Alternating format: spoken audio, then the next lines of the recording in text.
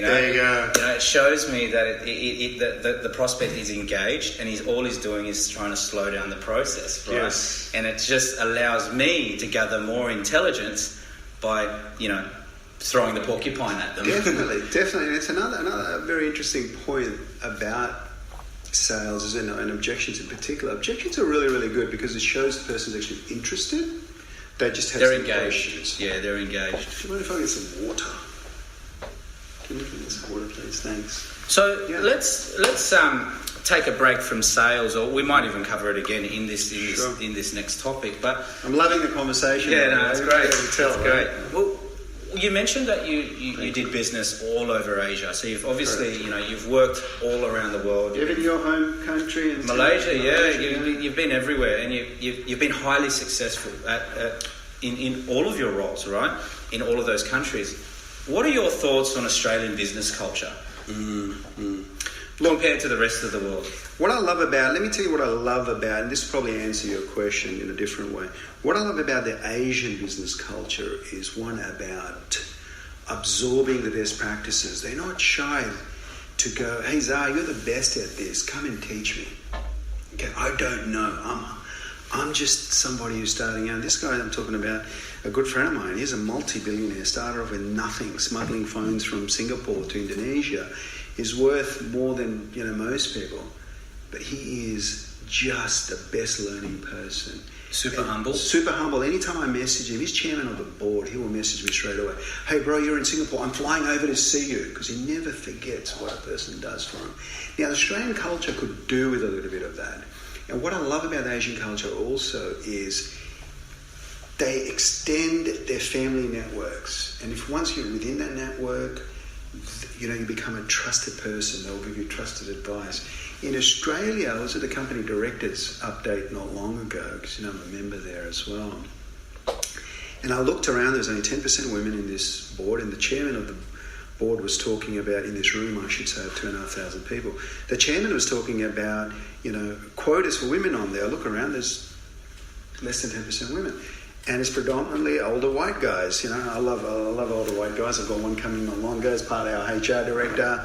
My wife's, off that background. But Australia needs to understand now that it's a diverse country and the world is diverse, and it needs more women, more millennials, more diversity, less talk. No more 10 boards for one guy.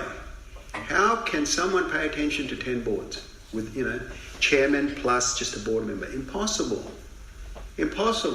right? Let alone know the name of each company. How are they going to know the intimate details of each company to be able to add value? Australian businesses, we're a lot smaller market, but we do things really well as well. So guys who go from Australia overseas tend to do really well because our work ethic is really, really tops, okay? Our education is really, really good. But what we do need to understand is that there's a big world out there, and we can learn from this big world, and we all can excel, but we're really got to give millennials more of a go, females more of a go, more flexible ways in which we work, and more diversified boards. Don't be so scared to try new people. It's funny that you say we need to give more millennials and more diversification, because when you think about it, where the country is heading is, millennials are our future, right? And I think people forget that, and we need to evolve with them and nurture them, because at the end of the day, they're going to be running the country one day, right? Look, if you look at Indonesia, third fastest growing economy in the world, 50% of people were under 25. I think it'd be about under 27, 28 now. Okay, Australia's not that far behind. Yeah, we've got an aging population, etc. But what I've done, if you've noticed, is everyone I surround myself with now are millennials, right? They are fast thinkers. I mean, of course, we still have advisory boards with the right people, workers with the right people as well. The old white guys. The old white guys. One's coming in, he loves me. I love him. He's my mentor, and I love this. He's our head of people. But millennials, they've got, there was some guy I saw on YouTube that was absolutely paying it out on millennials, and everyone got on the bandwagon, millennials are spoiled, this and that and that. Are you kidding me? I'm married to a millennial. She's one of the smartest ladies. Oh, she loves it when I call her a millennial, by the way. She's one of the smartest ladies going around, right? And so humble, right? But adaptability of technology, visions of what's right and wrong, and how fast they can move, and how trusting they are, we all could learn from this. So I say, why not? Yeah?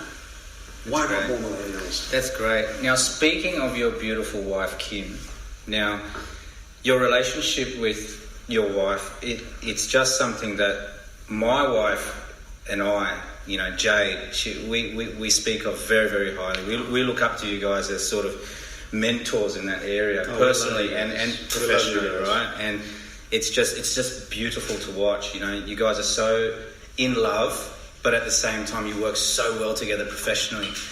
Now, how do you guys sort of disconnect from that to reconnect personally? Like, that's something that Jade and I have had to kind of work on in the last, say, 12 months, because we've been so involved in our businesses, and we're both as driven as each other, just like you guys. What do you guys do to take a break and recharge? Yeah, look, I think it's a really, really deep question, that one. It's an extremely deep question, particularly when you've got someone like me who is highly single-minded. I'm a visionary. I'm very, very clear in terms of what strategies are to be deployed. But at the same time, one of the things is I'm a liberal, and I can sit on the fence a little bit sometimes. And that's where Kim comes in really, really well. She's very decisive, highly intelligent, and that makes it really interesting for me, because I can have a conversation with her about anything, right? Really anything. But what's really helped us is our commonality in terms of, like, we climbed Everest together, we climbed Mount Kinnibaloo together. But what we do together... How long ago was that, by the way? It was about 4 years ago. Yeah, okay. 3 to 4 years ago, just before the kids came. 3 years ago, I think. Yeah. So you got that out of the way. Done you don't that. have to do that anymore. No, so that lifted the respect level even more so. Yeah. And a key factor is we meditate together, both of us. That helps a lot, right? Because what it does, it brings you down to a level where you're very equanimous most times. And it was, even though this was something that was in my life for a long time, it was relatively new for Kim. But Kim, I will tell you, has embraced it. A diet is all about a sattvic diet, which is about goodness. Our boy, as you know, eats that way as well. So those things make a difference. We like to travel the right same places, but you do need, like, my gym is my separate time, her yoga is her separate time. You do need that little bit of time away as well. Children make a difference as well, as pets, do as well. But a good deal of respect for each other's family, each other's cultures, all of those things, play a big part. But at the end of the day, like you did, mate, you've got to pick the right person. And you have to firstly be comfortable within yourself. So you've got to like yourself. And if you like yourself, then it's easy to like someone else. I love that. Right? I love that. That's awesome, because that there it gets so overlooked. You know what I mean? Like, people come to me for advice on everything. Like, it could be relationships, it could be they're not where they want to be professionally, or they're getting bullied at work, or whatever it is. And I always ask them, are you investing in yourself? Are you happy with yourself, right? You need to work on yourself first, so that everything around you can kind of work in sync. And it's the same with relationships. So, if you invest in yourself and make yourself more valuable, not so much from a monetary point of view, but more so from an emotion point of view, right? If you're emotionally strong, then your partner is going to follow suit. And I think, that's where it really stems from. And I mean, you're the master of this, with the happiness platform, It took a long time to understand that. I used to be extremely driven, which I'm still driven, but in a very different way. The motivation's different now. Before it was about making a name, because I thought that's what I wanted to do, buy the right house, the right car. All of those things are still good, because all of us have the right to enjoy all the abundance that's given to us by the universe, by God, whatever you believe in, right? But there needs to be a bigger purpose. And that purpose, as you know, I talk about all the time, is best when you're serving, when you're doing something for the embetterment of the world in a righteous way, right? In the right way. So like leaving a legacy, pretty much. And that leaves a legacy on its own. Do you see what I mean? So you're not chasing goals, you're not chasing destinations. You have a vision and you trust that you're going to get there. But what this does is it allows you to enjoy every single minute along the way. So it's no highs and lows. And that's the happiness platform. Because what the happiness platform does is gets you to know who Zara is. And then gets you to understand, oh my gosh, he's so strong, he's so loving, he's full of light.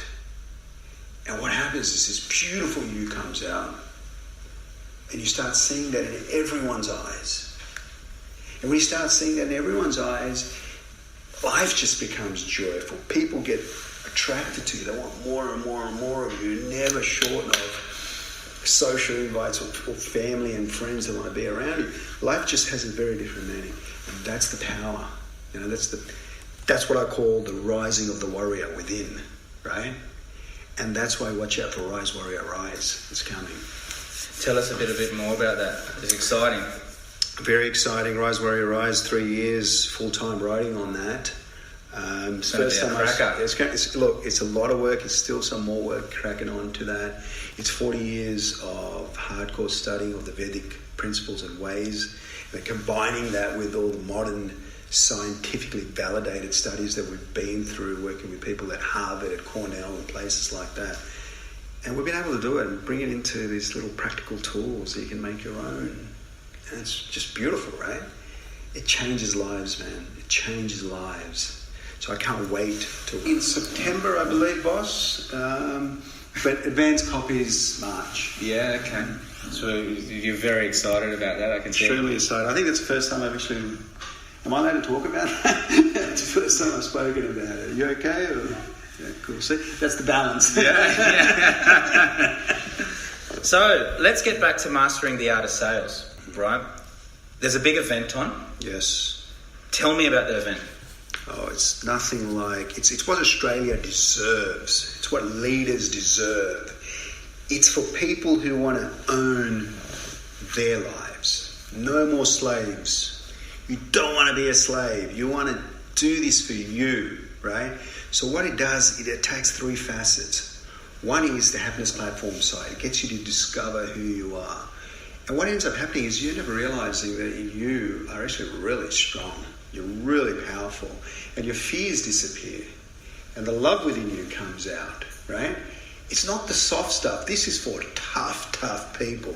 Tough girls, tough guys. This is not for the weak-hearted, okay? This is for the genuinely good people who want to change the world.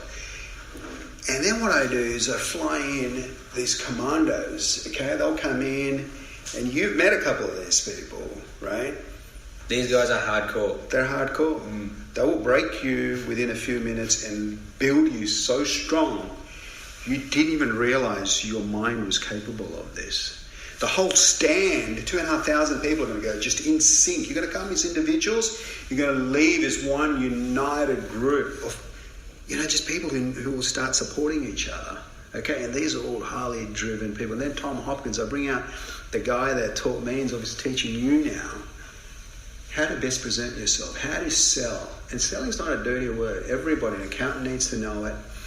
Business person, if you think you're a business person, an entrepreneur, you think you're a salesperson, your personality is not going to do it for you forever. You need to learn the science. So we combine the three, right? Doctors, lawyers, they're all selling. Okay, they're all billing. What happens here is you're able to convince people to see it your way. You're able to serve them a lot better because you are the professional.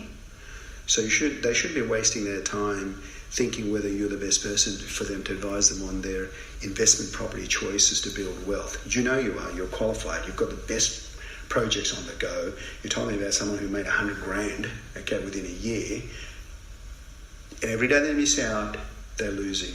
And if they're not buying, it's because you haven't done your job right. So by knowing these skills, you'll convince them to make the right decision. And isn't that beautiful? Oh, it's awesome because it doesn't come down to the prospect not doing business with you, it's because you haven't been able to deliver the message of value that you can deliver, right? So these skills that Tom's